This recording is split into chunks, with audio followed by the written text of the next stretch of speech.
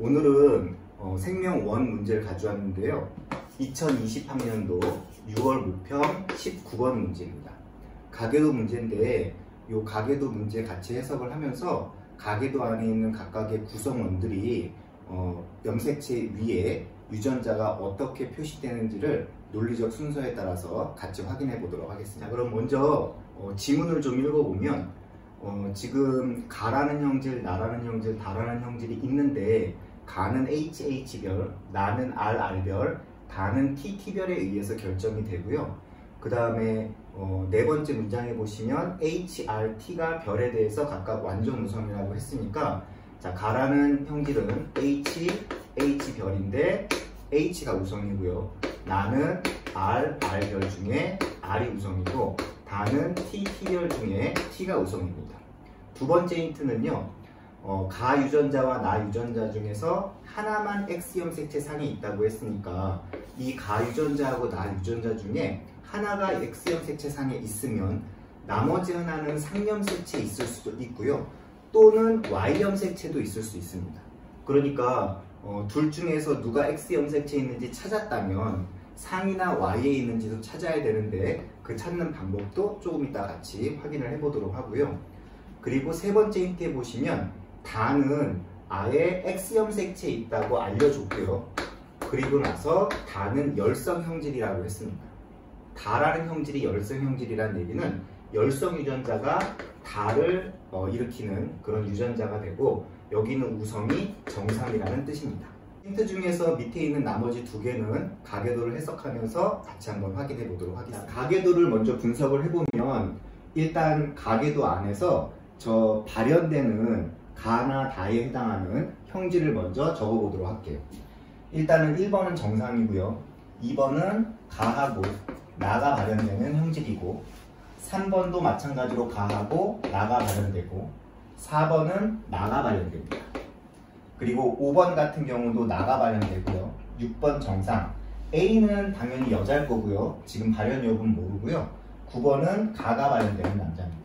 그리고 7번은 나가 발현되는 여자고 8번 가하고 나가 모두 발현되는 남자입니다. 그리고 나서 아까 두 개의 힌트 중에서 첫 번째 거 먼저 하면 요 A는 잘 모르겠지만 1번부터 9번의 가계도 구성 중에서 369에서만 다가 발현된다고 했으니까 3번에 다 발현되고요. 6번에 다 발현되고요. 9번에 다 발현된다고 쓰시면 됩니다. 자, 일단 가계도를 다시 분석을 해보시면요. 문제의 조건에서 가, 나, 다 형질 중에서 다 형질은 X염색체상에 존재한다고 알려줬고요. 그 상태에서 열성 유전이기 때문에 이렇게 열성 유전자 T별이 다 형질을 결정지고 그 다음에 우성 유전자 T가 정상이라고 표시를 해 놓으시면 됩니다. 그리고 가형질과 나형질을 결정짓는 이 HR 유전자는 둘 중에 하나 무조건 X염색체상에 있어야 된다고 했고요. 아니면 나머지 하나가 Y나 상염색체상에 있어야 하는데 만약에 가하고 나 유전자 중에 하나라도 Y염색체상에 있다고 한다면 여자가 그 형질이 발현되면 안 됩니다. 예를 들면 가가 Y염색체상에 있다고 한다면 2번의 여자는 가가 발현되면 안 되겠죠. 만약에 나가 Y염색체상에 있다면 역시 2번의 여자가 나에 발현이 되면 안 되겠죠. 하지만 2번을 전제 조건으로 해서 여자인데도 불구하고 가형질, 나형질이 모두 발현됐다는 얘기는 이 가하고 나에 해당하는 유전자는 Y염색체에 있는 게 아니라는 뜻이 됩니다. 그렇다면 이제 가하고 나 중에 어떤 유전자가 X염색체상에 있는지를 확인해야 되는데 X염색체상에 유전자가 있을 때 우리는 반성유전이라고 부르고 그 반성유전 중에서도 형질이 발현되는 열성 반성이 있을 수도 있고 우성 반성이 있을 수도 있습니다. 열성 반성과 우성 반성을 구분짓는 기본적인 내용은 위에 링크에 올려놓을 테니까 한번 관심 있는 분들은 확인해 보시고요. 여기서는 그냥 결론만 얘기해서 만약에 가하고 나 유전자 중에 어떤 하나라도 X염색체상에 있는데 열성 반성이라고 한다면 병녀 병남의 조건에 만족돼야 됩니다. 자, 만약에 저 가형질이 X염색체에 존재한다고 한다면 저 가의 H 유전자가 X염색체에 있고 열성 반성 유전이라고 하면 병녀 병남의 조건에 만족을 해야 됩니다. 그러면 가형질이 발현된 2번의 병녀가 직계가족에 해당한 6번이 병녀, 병남의 조건에 만족해서 6번이 무조건 가해 질병 또는 가해 형질이 발현이 돼야 되는데 6번이 발현이 안 됐기 때문에 병녀, 병남의 조건에 모순됩니다. 그러면 어쨌든 이 가라는 유전자는 병녀, 병남의 조건에 모순되기 때문에 가라는 유전자가 X형 색체에 있고 열성 반성은 아니라는 조건이 되고요. 그렇다면 X형 색체에 있는데 우성 반성일 수도 있으니까 우성 반성일 때는 병남, 병녀의 조건에 만족하면 됩니다. 그러면 병남, 병녀의 조건에 만족하려면 3번을 보시면 되는데 3번에 남자가 가해 형질이 발현됐거든요. 그러면 3번의 병남, 가에 대해서 그럼 7번의 병여가 돼서 가형질이 발현돼야 되는데 7번의 가형질이 발현이 안 됐습니다. 그러면 저 가라는 형질을 나타내는 유전자는 병남, 병녀의 조건도 모순되기 때문에 우성 반성 유전도 아니라는 뜻이 됩니다.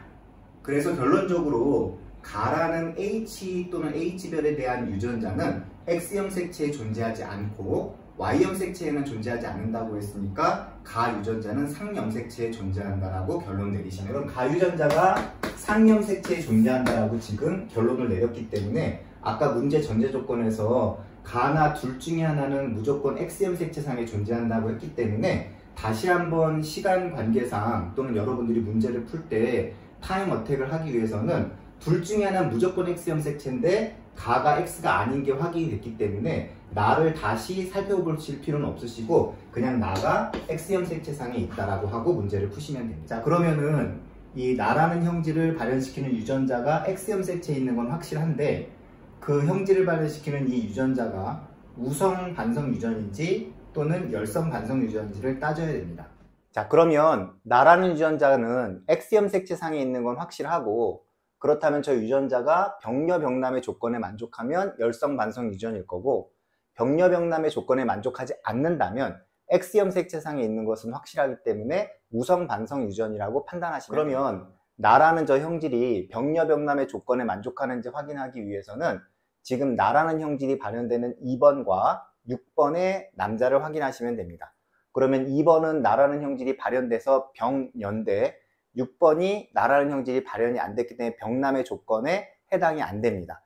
그러면 병녀, 병남이 아니라는 얘기이기 때문에 지금 이 나라는 유전자는 열성 반성이 아닌 우성 반성으로 판단하시면 됩니다. 그러면 나라는 유전자는 X형 색체상에 있고 우성 반성 유전이라고 했기 때문에 나 유전자가 우성이고 정상이 열성으로 판단하시면 됩니다. 그럼 이번에는 가라는 형질이 상염 색체상에 있는 우성 유전인지 열성 유전인지 두 가지 조건을 여러분들이 경우의 수를 따져서 모두 다 해결을 하셔야 됩니다.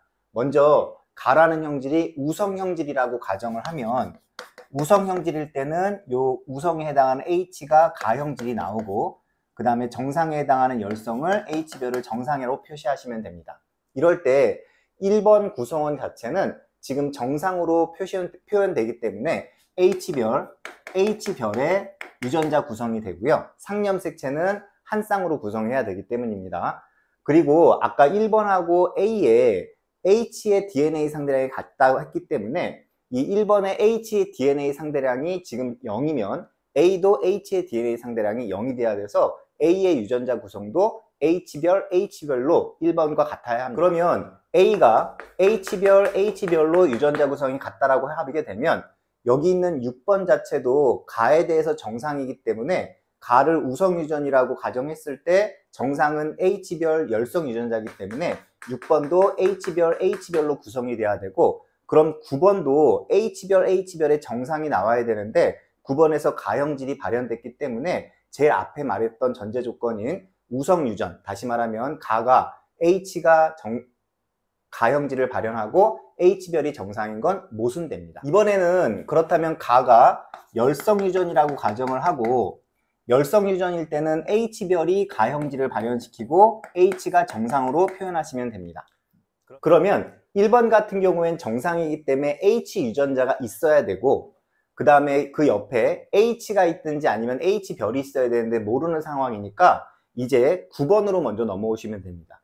지금 9번은 가에 발현이 됐기 때문에 가가 발현이 되는 게 열성 유전자라고 했으니까 9번이 H별의 구성이 돼야 됩니다.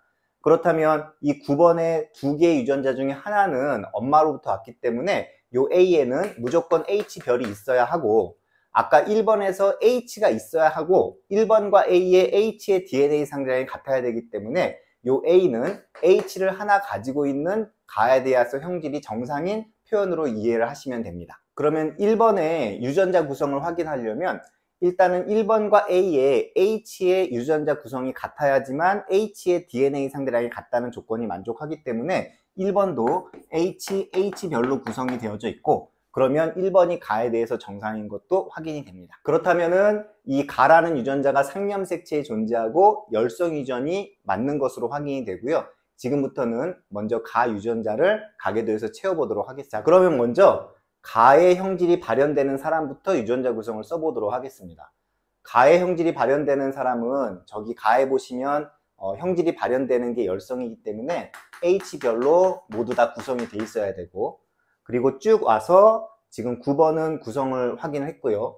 3번도 가 형질이 발현됐기 때문에 H별이 돼야 되고, 쭉 가서 8번도 가 형질이 발현됐기 때문에 H별로 쓰시면 됩니다. 자, 그럼 이제 왼쪽의 가계도부터 9번부터 역으로 한번 추정해서 확인해 보도록 하겠습니다.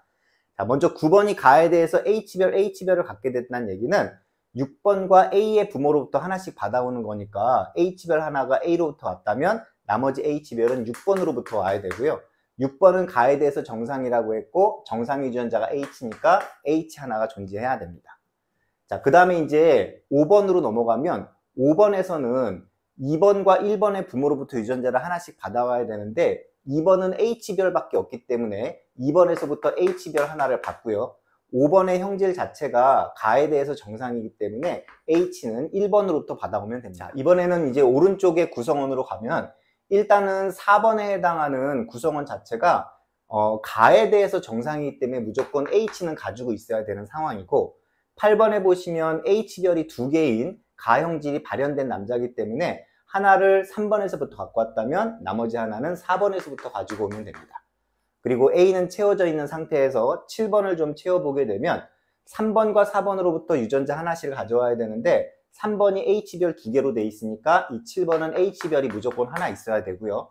그 다음에 4번으로부터는 누굴 갖고 오냐는 7번의 형질을 관찰하시면 됩니다. 7번은 지금 H가 가에 대한 형질이기 때문에 가에 대해서 정상이라고 한다면 H를 갖고 와야 되니까 4번의 H가 이 7번으로 내려온다고 보시면 됩니다. 이번에는 나하고 다 형질은 X염색체에 연관되어 있다고 했기 때문에 X염색체, 성염색체를 유전자형을 채워보도록 하겠습니다. 일단 성염색체 유전자를 채울 때는 남성과 여성 중에 남성을 먼저 채우고 역순으로 가든지 위아래 정순으로 가든지 아니면 형질을 판단해서 여러분들이 채우시면 되는데, 그 이유는 여자 같은 경우에는 X염색체가 두 개라서 항상 한 쌍이 돼야 되니까 나머지 하나가 이거일 수도 있고 저거일 수도 있는 그런 상황이 되는데, 남자 같은 경우는 X염색체가 한 개이기 때문에 형질이 발현되느냐 또는 정상이냐만 가지고 충분히 채울 수 있으니까 남자부터 먼저 채우는 게 타임 어택을 할 수 있는 방법 중에 하나가 됩니다. 이제 9번의 남성부터 채우면 나다가 지금 X염색체가 있는데 9번은 나에 대해서 정상이고 다에 대해서 형질이 발현됐으니까 R별과 T별이 있어야 됩니다. 이번엔 6번으로 가시면 나에 대해서 정상이고 다에 대해서 형질이 발현됐으니까 나에 대해서 정상인 R별, 다에 대해서 형질이 발현된 T별이 있으면 됩니다. 이제 1번으로 가시면 남자에서 나하고 다에 대해서 모두 정상이기 때문에 나에 대해서 정상이면 R별이 있어야 되고요. 다에 대해서 정상이면 T가 있으면 됩니다. 자, 이번에는 3번과 8번의 남자를 한번 채워보도록 하겠습니다. 3번에서는 나다가 모두 발현됐기 때문에 나가 발현되려면 R이 있어야 되고 다가 발현이 되려면 T별이 존재하면 됩니다.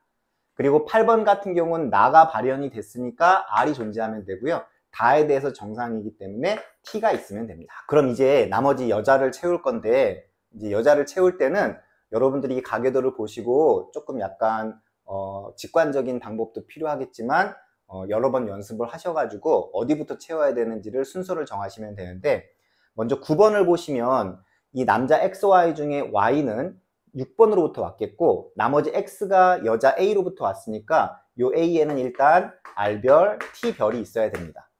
그리고 이 A는 3번하고 4번의 자녀이기 때문에 이 3번에서부터 무조건 X염색체를 받아야 되는데 3번이 가지고 있는 염색체가 X염색체가 Rt별이기 때문에 여기 Rt별이 없으니까 R별 T별에 대해서 상대적 유전자는 Rt별이라고 생각을 하시면, 그럼 이 A의 형질을 한번 판단을 해보면 R별로 구성되어 있는데 R이 우성이고 얘가 우성 형질이기 때문에 나 형질이 발현이 되고요.